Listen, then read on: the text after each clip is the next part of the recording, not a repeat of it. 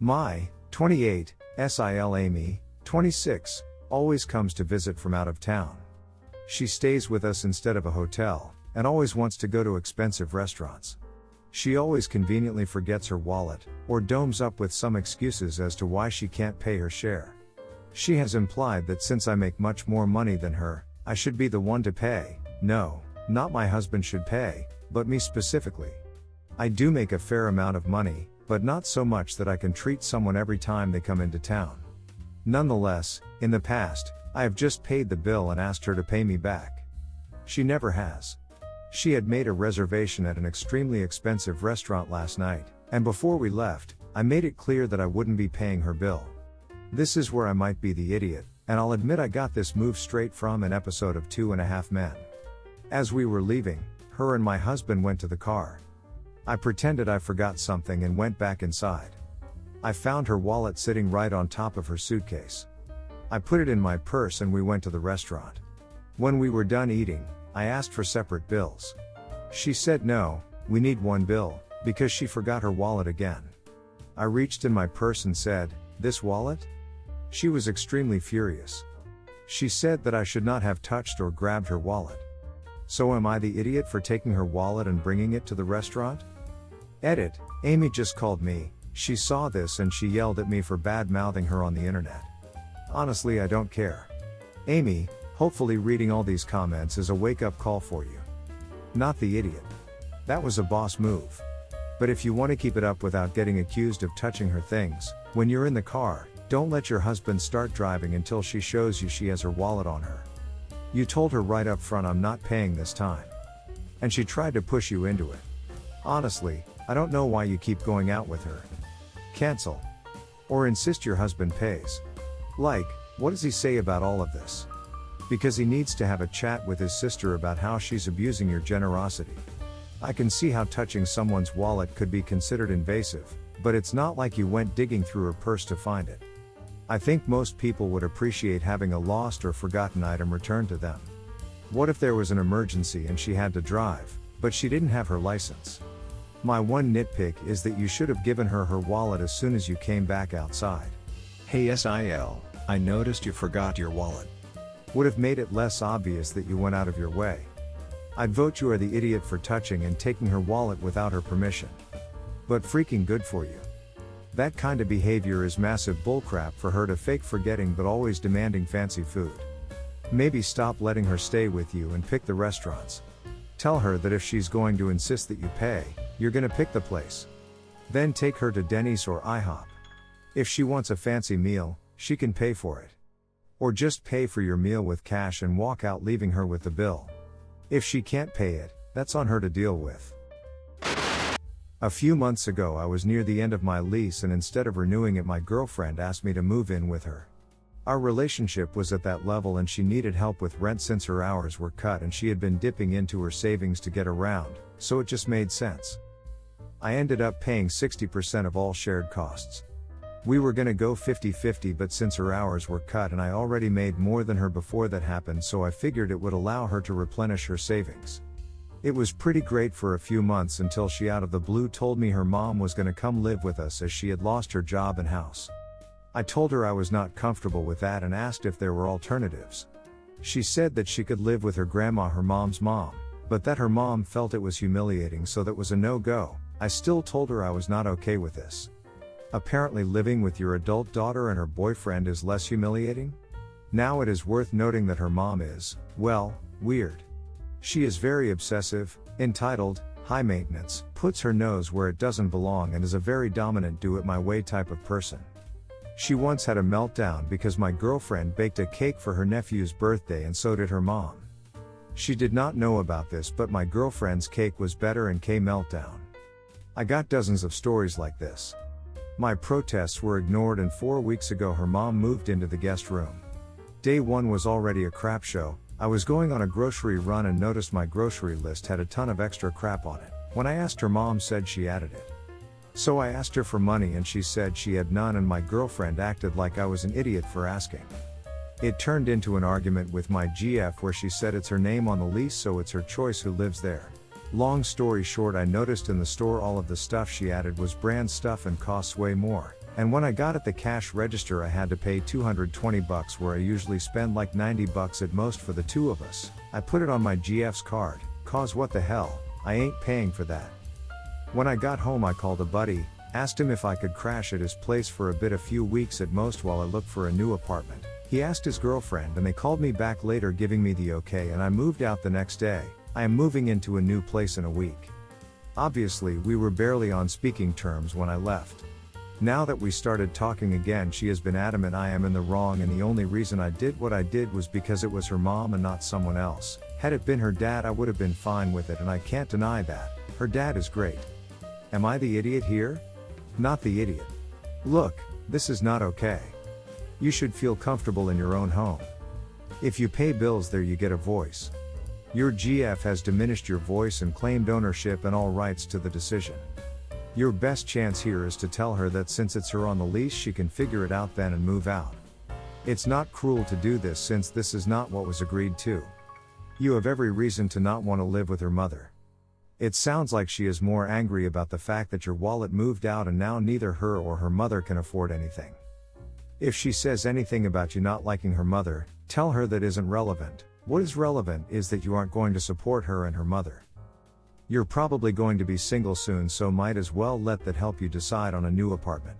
Also take note, she has already told you what your place within the relationship is when she told you her name is on the lease and she can have whomever she wants living there. Your girlfriend didn't ask how you felt before telling her mom she could move in and completely disregarded your feelings when you made them clear.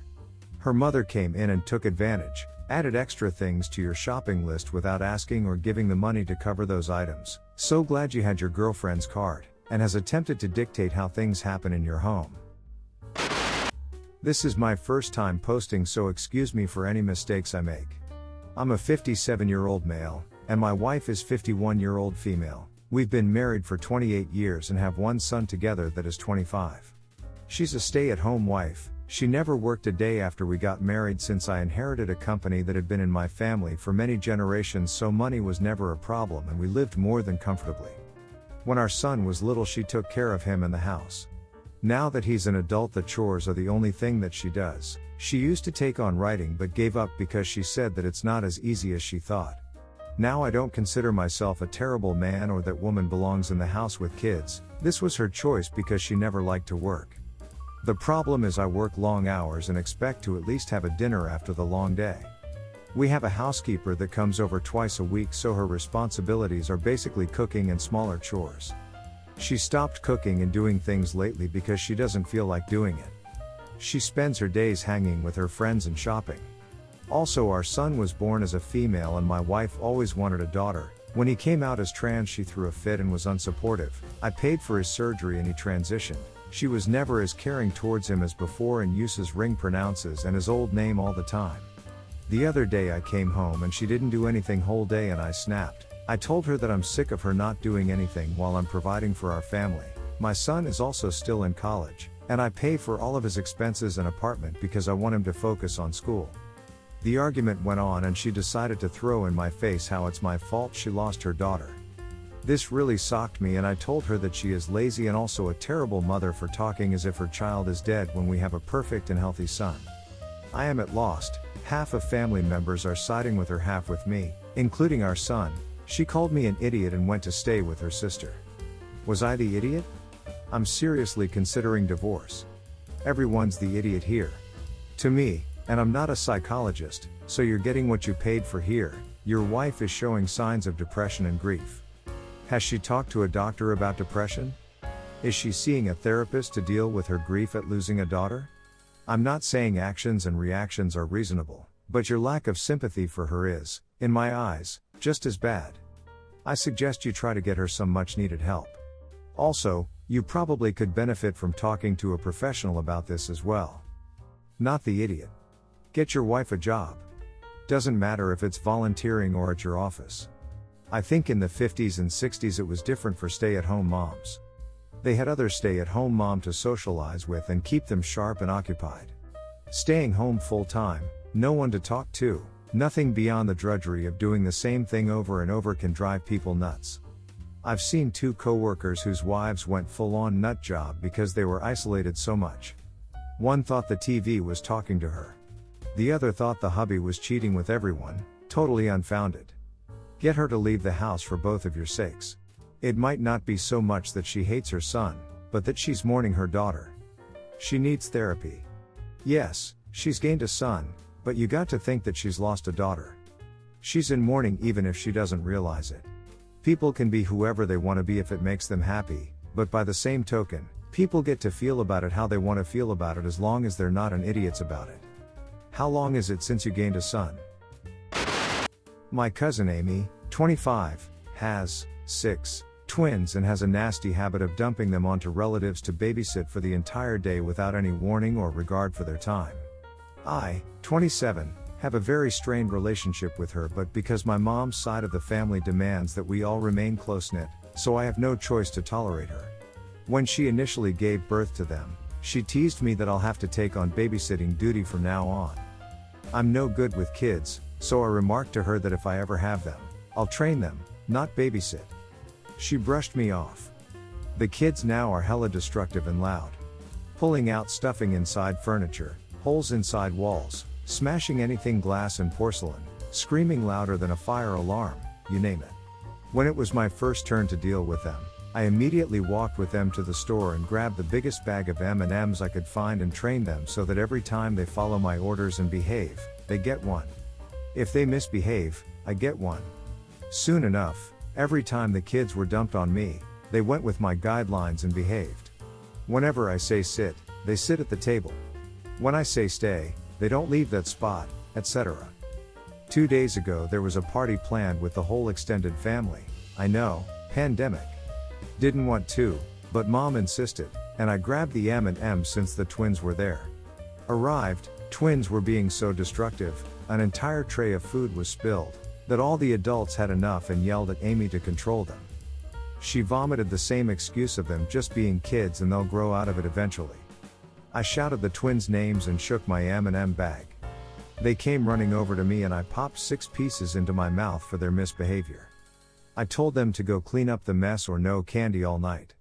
They do so. Halfway through the party, every time something similar came up or they just weren't behaving, I was the one able to calm them down. When Amy saw what I was doing, she got angry and started yelling at me about how her children aren't animals and that I shouldn't be giving them so much candy anyway. I told her that I'm their aunt, not their parent. Why am I the one disciplining them? Isn't that her job? She screamed the same argument at me, and since she's their mother, to stop giving them candy. One of the twins overheard and went crazy. Dashed straight into the kitchen and started shattering anything they can get his hands on, shouting over and over that he wants candy. His twin joined him soon after. I repeated that she's their mother, and just sat in the living room watching it all unfold. At the end, Amy blamed me for them turning out this way. The other relatives she dumped them on, a majority, disagreed, but when I told a friend about the situation, he told me that the training I did can really screw up the kids mentally later in life. So, am I the idiot? Not the idiot. It's a classic behavior modification. Rewards, positive reinforcement for the behaviors you want. Consequences, negative reinforcement for the behaviors you don't want. You just have to make the rewards and consequences appropriate for their age and maturity. So for now, it's candy. Maybe in a couple years, it's video game time. Maybe one day, the reward will be spending time with their favorite auntie. Although I will say, it sounds to me like it might be worth your while to start training that sister of yours. I mean, this is just amazing, but your friend is right. This kind of training where people only behave decently if there's a reward then misbehave again if there's no reward is great for a dog, terrible for humans. If you've ever watched Parks and Rec, there's a female character who goes around saying money please and breaking things if she doesn't get money. That's the end result. So, was this story good? Absolutely. Should you be doing it? Absolutely not. Everyone's the idiot here. Everyone's the idiot here. Your aunt more than you. That style of training can really mess up kids later in life if used consistently, but even that is much better than whatever non-structure their mom is using. The bottom line is, you should draw firm boundaries and not put yourself in a position where you have to try to clean up her bad parenting. If your family doesn't like it, they can volunteer. At the point their response to no candy is to wreck the kitchen and the mom still doesn't see a problem. They are way too far gone and she needs a firm wake-up call. My friend is an artist and draws really realist, very classic, traditional-looking animal portraits. It's her main source of income and she really pushes her business and particularly pet portraits as gifts, especially around the holidays. She uses a tan, textured paper she loves and draws with colored pencils. I once asked if she ever thought about using a different kind of paper for drawings for those that don't really care for the look of it, and she said absolutely not, because she loves drawing on the paper she has. Between us, I do not like the look of her art at all, but I have never and will never tell her this. I hate the paper she uses. It gives the drawings a weird textured look because of the way the paper is made, and I am not a fan of the light, faded colors she uses. It's not my style, and as talented as she is, I have never bought art from her because I don't care for it and it doesn't appeal to my own art tastes. My problem is that I recently purchased a commission from another artist friend. Her art style is more modern. She uses Copic markers and a clean, bright paper. Her style is bold, bright, and fun. I had her do a modern piece of my dog that is a gift for my fiancé. I posted it on social media when I got the finished piece and gave it to him and tagged the artist and thanked her for the beautiful artwork. My other artist friend saw and confronted me and asked why I didn't use her. I explained that I find her extremely talented, but her art style and her medium are not my taste or my own personal style.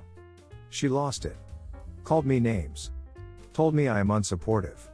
Said I would rather give strangers money than her. The artist I used was another friend, but she did not know that. She is now bad-mouthing me to mutual friends and passive-aggressively posting about me on social media. Am I the idiot for being honest about why I never purchase her art? Not the idiot. You should never be forced to buy friends' art. As talented as some people are, that's enough to want certain people to buy from them. Classic style art pieces appeal to an older crowd, who aren't exactly tech savvy and understand to make commissions online. However, modern styles and fun, bright styles are more appealing to a younger crowd who are actively searching for artists and commissions. I am in this exact situation, but with my own mom. She's talented, but I just straight up don't like her work. She's offered me some of her paintings, and I have to refuse. At first I said I didn't have the space for them, which was true at the time. But I later just told her the truth, that her style is just not my personal taste. She understood, and doesn't hold it against me, as your friend should have done as well. You're not the idiot for that situation, but just a word to the wise: it is kinda disrespectful to suggest someone fundamentally change their style to fit your tastes, be more mainstream. Especially if it was working for them as part of their branding. Not saying that you were in the wrong for saying you didn't like the art, but for general advice when discussing folks' art.